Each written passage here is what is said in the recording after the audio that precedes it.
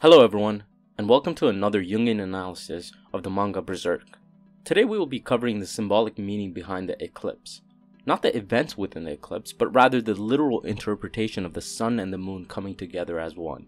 This may sound simplistic, but the symbolic meaning behind the scene in the manga is one of the most profound psychological representation of what Carl Jung would call the anima and animus integration. The eclipse in Berserk symbolizes the merging of the opposites. More specifically, the masculine and feminine principles within the human psyche. Just as the sun and the moon converge during an eclipse, this event represents the integration of consciousness and the unconscious, as well as the harmonization of masculine and feminine energy. Carl Jung's concept of the anima and animus provides a framework for understanding the significance of this integration. Jung describes the anima as the feminine aspects within men, representing the unconscious feminine qualities that have been repressed or neglected. Conversely, the animus represents the masculine aspects within women. These archetypes play a significant role in shaping our attitudes, behaviors, and relationships. When the anima or animus dominates, it can lead to an imbalance and conflict within individuals and their interactions with others, as well as their conceptualization of a cohesive identity. The eclipse as a scene within the manga represents these two polar opposites, but ones that are present within both males and females. The sun and the moon as symbolic representation of the masculine and feminine, as well as their integration as a psychological process, have been carefully displayed throughout history in various cultural and religious texts. These archetypes of anima and animus play a crucial role in shaping who we are as an individual, both in a conscious and unconscious manner. For example, in Hinduism, the story of the Samudra Manthan reflects the journey of integrating these archetypical energies. Jung believed that psychological wholeness involves recognizing and integrating the anima and animus within ourselves. This integration requires acknowledging and embracing the qualities associated with the opposite gender archetype, leading to a harmonious interplay between the masculine and feminine energies. Within Hindu mythology, the story of the Samudra Manthan provides a rich example that outlines the interplay between masculine and feminine energies, and it can be connected to Carl Jung's idea on the integration of archetypical qualities. In the Samudra Manthan, the churning of the cosmic ocean represents the quest for the nectar of immortality and the emergence of various divine entities, or within a Jungian perspective, the process of individuation. As the gods, representing masculine energy, and demons, representing feminine energy, work together to churn the ocean. They embody the interplay between opposing forces and the need for balance and collaboration.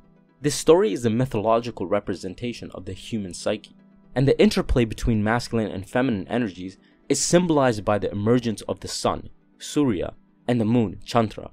Surya represents masculine energy, embodies consciousness, enlightenment, and the active principle. Chandra, on the other hand, represents feminine energies, embodies the unconscious, intuition, and nurturing principles. The simultaneous emergence of the sun and the moon illustrates the significance of integrating these complementary energies, while also acknowledging the effort that it takes to psychologically be aware of such aspects of masculine and feminine within oneself, and the process of integrating, which is often a difficult journey. Within the context of Berserk and the eclipse, this is symbolically represented. It is the process of letting the audience know the next stage in psychic transformation is the integration of these two aspects of the feminine and masculine, and how humanity itself is conducted by these two psychic energies. A great example of this is shown through Guts and Casca and their transformation after the eclipse. Guts as a character begins the manga as a ruthless, angry, and primitive man, but after joining the band of the Hawks, Griffith alongside Casca and his comrades civilized his extreme masculine nature to fit in within their group. But we see after the eclipse, once again, he's portrayed within the traditional, primitive, and extreme of what masculinity and the energy that the animus presents as an archetype. This is to be primitive, violent, present intellect, aggression, and assertiveness. In contrast, we see Casca represented as the extremes of the feminine archetype, or the anima. Casca, who was once a mixed match of the feminine and masculine, and a character who had to over-rely on the masculine aspects of herself to navigate the ruthlessness and suffering the world presented her, was now the extremes of femininity. She's passive, agreeable, instinctive, and represents the unconscious, something to be explored and someone who is unknown in their thoughts and actions. The eclipse symbolizes this process of integration. As the manga continues, you see Guts reintegrate the parts of kindness, care, and his unconscious through accepting new friends and learning to take care of Casca, while Casca explores her environment and reintegrates the masculine sides of her to achieve wholeness and into the person she was once before. The eclipse symbolizes this, and afterwards shows this process of integration that is necessary for every individual on Earth. At times, you can examine the nature of being through such polar opposite psychic energies. A behavioral example of this can be seen in an argument between a male and a female. Carl Jung describes this interaction within his book Ion to show the dominance of anima and animus within individuals and how we can study them through behavioral changes. Consider this: a couple who is engaged in an argument. If the man is overly identified with his animus, he may exhibit an aggressive, argumentative, and confrontational demeanor. His need to assert dominance and rationality may overshadow empathy and emotional understanding.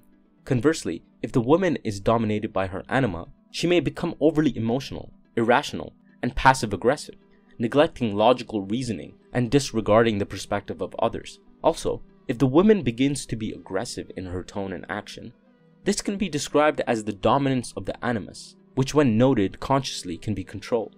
And as the man, you can notice the dominance of the anima if you become overly emotionally charged during an argument and throw away rationality. These intricate and unconscious behaviors, when noted, can have a great effect on a person's life. It can save a relationship by garnering the natural sides of you, as well as grant you energy in taking on the opposite of your biological inclinations. Within this sense, the eclipse represents all of this through symbolically joining the moon and the sun together, and creates a psychological journey for integration that is shown through Guts and Casca. In contemporary times, this notion of the masculine and feminine is looked down upon, but in reality, it is within every individual's psyche, and the lack of awareness of such individual differences is the cause of chaos in one's life. I hope this interpretation helped you understand the symbolism within Berserk. Beyond its simplistic interpretations, the author does a profound job of conveying these archetypical psychic notions through the characters and scenes in Berserk, and as the reader, it is up to you to interpret them in this manner. Hopefully this video sheds some light into the nuances of interpretation and how it can be done through every scene in Berserk. If you enjoyed the video, consider subscribing to my channel and leave a comment below with your thoughts. And as always, take care everyone.